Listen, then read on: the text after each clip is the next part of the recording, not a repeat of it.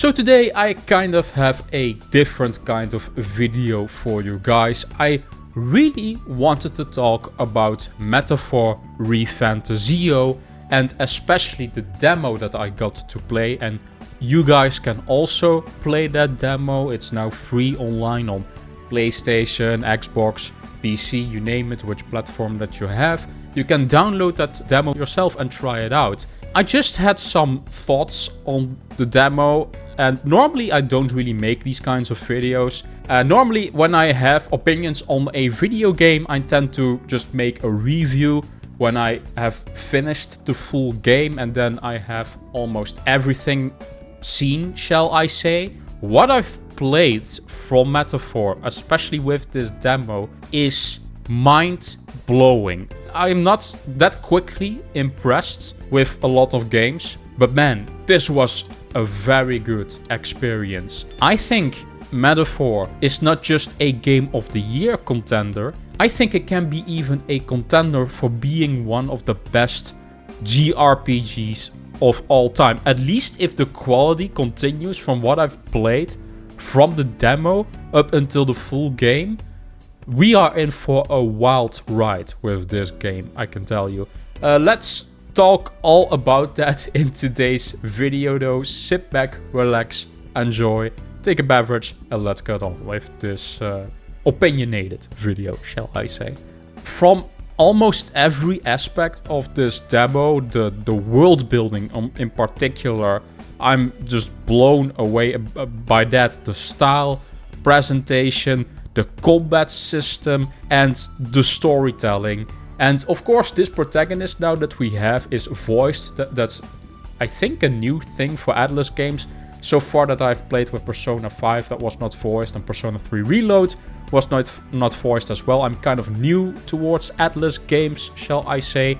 I do think Catherine had, I think, a voiced protagonist.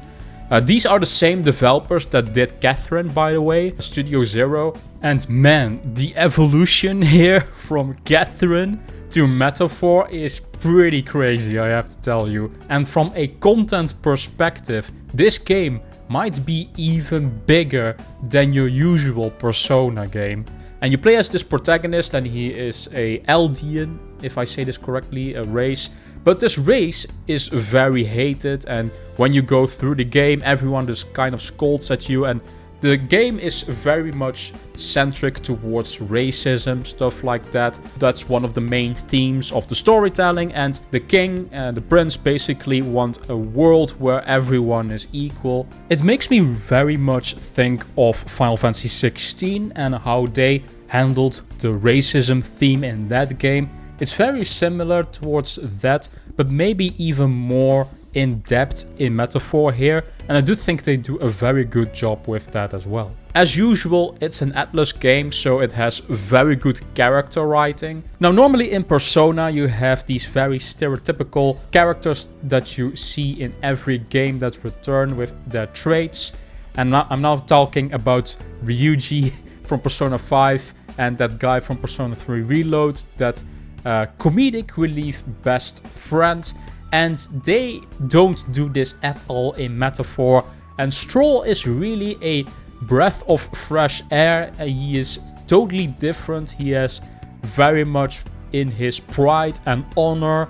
And also Hulkenberg, she is the second party member that you meet in this demo. She's also very interesting from a design perspective, but also a character perspective. Yeah, so far the writing that I've seen, it's just like Persona, and at least at the same quality. So we have to talk a little bit about the combat system here in Metaphor, because it does have some changes towards something like Persona. It's still very similar, of course, because it is mainly still a turn-based combat system with action elements. But what I really like, you have now this crystal system, shall I say, and every turn is tied to a crystal, and once all the crystals are spent, the enemy can use his turns. And you get the amount of crystals for every party member you have. So if you have 2 party members, you have 2 crystals. If you have 3 party members, you have 3 crystals. And now you also have this front and back row system as well, and it just it gives the game a bit more flavor that Persona didn't have with its combat system. You still have that one more system, kind of. If you have a critical hit or a weakness that you hit with the enemy, your crystal basically gets half-sized so that you can do, in fact, a one more kind of turn. So you have that aspect from Persona here, but a little bit more in depth, in my opinion, than Persona was. The UI, it's absolutely sick. Holy crap. I haven't seen a UI this good since the last Atlus game with Persona 3 Reload and the game before that, Persona 5 Royal. Atlus is just a master when it comes towards making menus and UIs. Metaphor isn't any different. It's just as crazy and stylistic, and I love it. Graphically, at first I was like, do I like this art style? But it did grow on me when I was playing the demo, and it did kind of remind me a bit of, strangely enough, Tales of Arise with that grainy feel. When you look in the distance, you have this kind of color book fantasy art style kind of look with a little bit of grain and anti-aliasing kind of look, shall I say. I don't know how to explain this, but that's also how Metaphor looks, and it fits for that fantasy setting, shall I say, and it does look visually different from, shall I say, Persona 3 Reload or Persona 5. I was positive about a lot of stuff in this demo. I do have some negatives, but to be fair, I can nitpick about every video game out there. I do think so far the level design that I've seen, it's very linear, and I did expect that already from Atlus, but sometimes it was maybe a bit too linear. I hope it opens maybe up a little bit more later in the game, and some of the design towards architecture, especially in the city, when you go inside somewhere, it can be a bit bland, but that is really it. So far, I don't really have that many negatives to talk about. Maybe some of the UI in the overworld can be a bit too busy. There have been some discussions going around about Metaphor Online. Two in particular, one about the performance issues. Apparently there are performance issues on PC. Now, to be fair, I have played this demo on PlayStation 5 and I had absolutely no problems at all. It ran absolutely smoothly, but be aware of that, I suppose, especially on PC. And then also the fact that a lot of people say it's Persona in a fantasy setting. And I don't really fully agree with that 100% in every aspect. Yeah, of course, it plays like a Atlus game because it is a Atlus game. And so it does play similar towards Persona and even towards Shin Megami Tensei.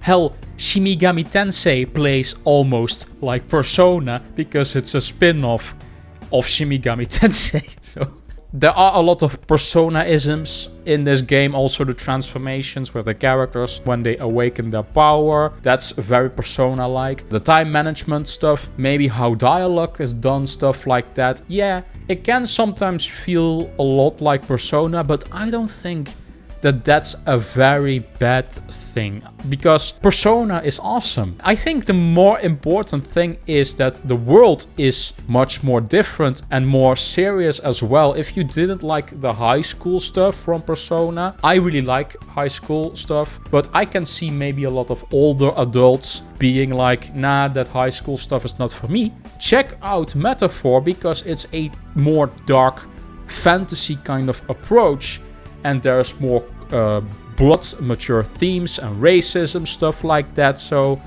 that might actually interest you to play and check out Metaphor if you don't like Persona, as an example. You can say the same thing about Skyrim and Fallout, Elder Scrolls and Fallout, how those games play very similarly because it's first person and third person and open world, and it has the same exact exploration as other Bethesda games because that's Bethesda style, right?